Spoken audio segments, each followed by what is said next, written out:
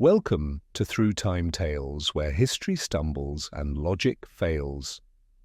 Before we begin, like and subscribe if you like strange old stories. Welcome back to another episode, a place where we look at the most dramatic moments in history. Tonight we take a soothing walk through sand, stone, and the fragile male ego, as we explore the life of Hatshepsut, the pharaoh who dared to be a woman. Egypt wasn't exactly known for women's rights in 1500 BC.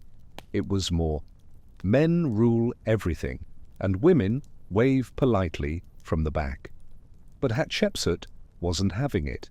She decided she wanted the throne instead. Her story begins with a royal family tree more tangled than a pair of earbuds. She was the daughter of Thutmose I. Then she married her half-brother Thutmose II, because ancient Egypt believed in keeping power in the family, and apparently had no concept of genetics. She became queen, and then Thutmose II died. He left behind a young heir, Thutmose III, a toddler, not exactly ready to rule a kingdom. So Hatshepsut stepped in, officially as regent, unofficially as the one actually in charge, and then she just kept going. Over the next few years, she gently, quietly, completely took over the kingdom. At first, it was subtle. She appeared in rituals, took on more duties, issued a few decrees. Then statues of her began popping up, looking very much like a pharaoh. Yes, she wore the false beard, ceremonial stiff, probably itchy. But that's how you showed authority. Chin first. Eventually she declared herself Pharaoh, which was bold, brilliant, and slightly illegal. And just like that, Egypt had its second ever female pharaoh. Unlike the first, Sobekneferu, who ruled briefly and then vanished from history, Hatshepsut meant to stay. She took on the full royal titles. She claimed divine birth, literally said the god Amun was her father, which in terms of paternity claims is hard to argue with. And honestly, it worked. The people accepted her. The priests nodded. Even the bureaucrats managed to spell her name right. Now here's where she proved you don't need war to rule. No invasions, no bloodbaths, no war. Instead, Hatshepsut did something radical.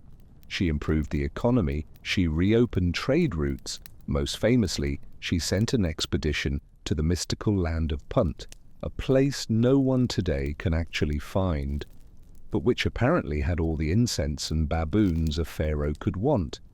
They came back with ivory, gold, trees, actual trees. And while she wasn't waging war, she was waging stone, temples, obelisks, huge buildings that basically said, yes, I'm Pharaoh, and I'm going to build non-stop just to prove it. Her masterpiece, the mortuary temple at Deir el-Bahari, cut into the cliffs like a desert stage set. It still stands today, massive, elegant, and wildly inconvenient for future rulers who wanted to pretend she never existed. Inside, it showed her divine origins, ancestors approving, priests applauding. Meanwhile, in the corner, Thutmose III was growing up. He was now a man, a general, a pharaoh in waiting, and possibly just slightly annoyed.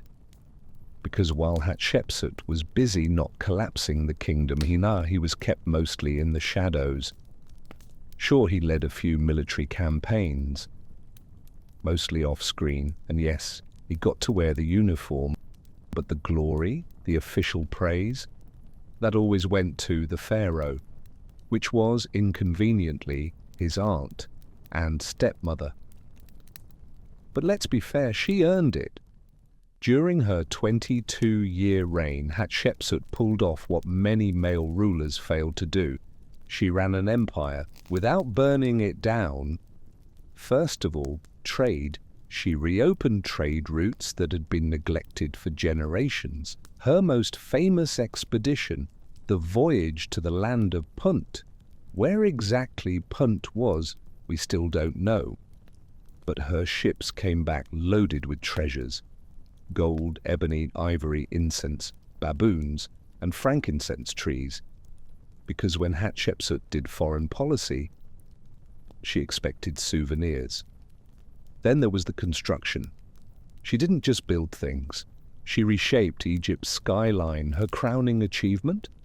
The temple at Deir el-Bahari, carved into limestone cliffs on the west bank of the Nile. A marvel of symmetry, elevation, and ego, but tasteful ego, the kind that says, yes, I might be divine, but let's also focus on the lighting. She also erected towering obelisks at Karnak, massive granite needles reaching skyward. One stood nearly 30 meters high, weighing over 300 tons, and it's still there. Beyond buildings, she stabilized the economy, secured borders, and created peace. In a political landscape where peaceful reign meant boring and forgettable, she somehow made it all work. She commissioned art, supported priests, balanced the divine narrative, ruling not just with might, but with myth. Every wall she built told a story, usually starring herself, of course, but still. Excellent storytelling. So yes, Thutmose had reason to fume, because when she died, likely of natural causes, she had ruled longer than most men in her dynasty.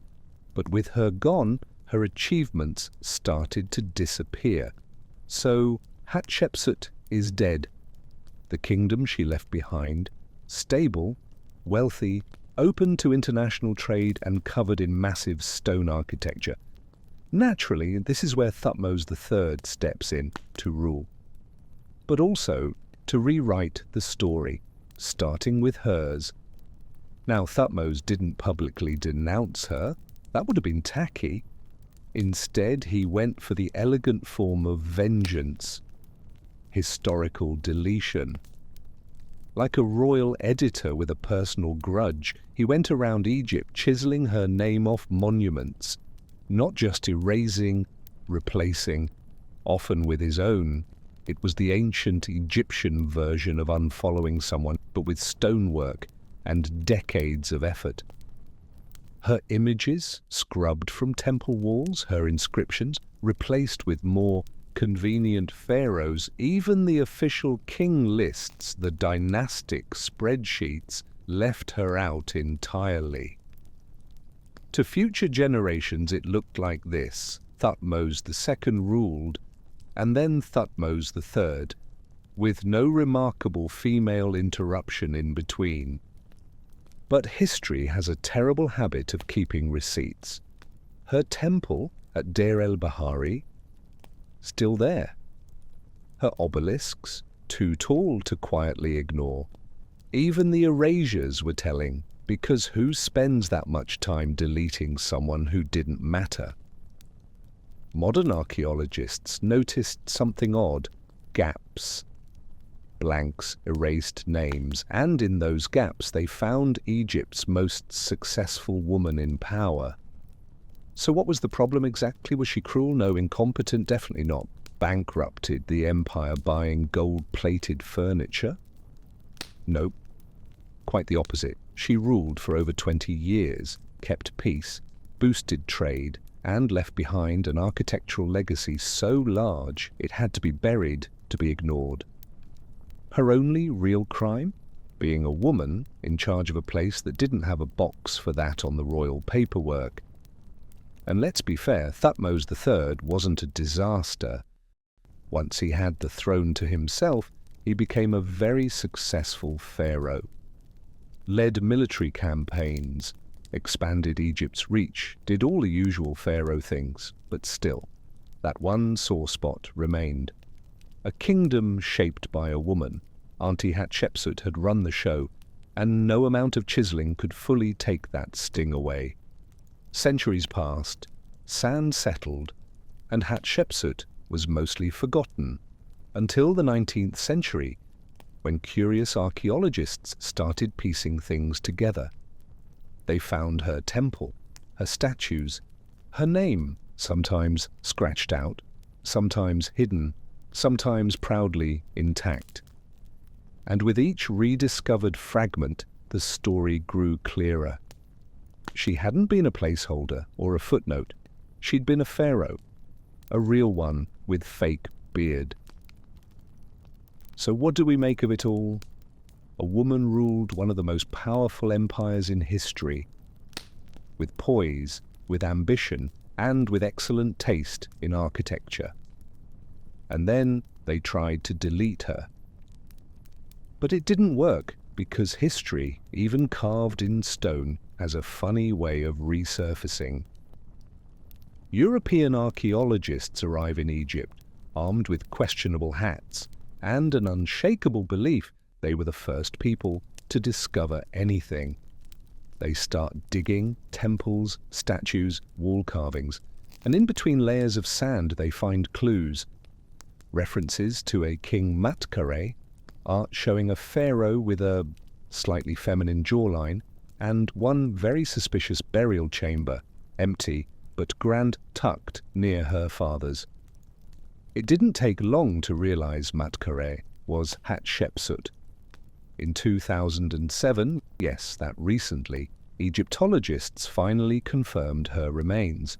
She'd been moved to another tomb, hidden away with a wet nurse. But now she had a name, a face, and her story, carefully rewritten by centuries of wind, stone, and historical spite, was finally visible again. So what is Hatshepsut's legacy? To historians, a competent, powerful ruler who redefined royal power. To feminists, a pioneer. To ancient scribes, a paperwork nightmare. To Thutmose III, a recurring stress dream. But to the average person walking through her temple today, she's simply unforgettable, because Deir el-Bahari still stands. Cut into the cliffs like a throne carved from time itself. And try as they might, nobody could erase that. We don't know what Hatshepsut would have thought of her erasure. She certainly planned for the opposite. Her monuments shouted her name from every corner of the empire, but even erased, she persisted. Even buried, she was found. And even without a voice, her story is still told. Erasure isn't the same as forgetting. Hatshepsut ruled one of the greatest empires the world has ever seen, not as a queen, not as a regent, but as pharaoh. That title matters. So the next time someone says history is boring, you can gently remind them that ancient Egypt had international trade, fake beards for women, temples bigger than your neighborhood, and a dramatic power struggle between an aunt and her stepson. And that's the end of this story. Thanks for watching and for making it all the way through. Until next time, take care.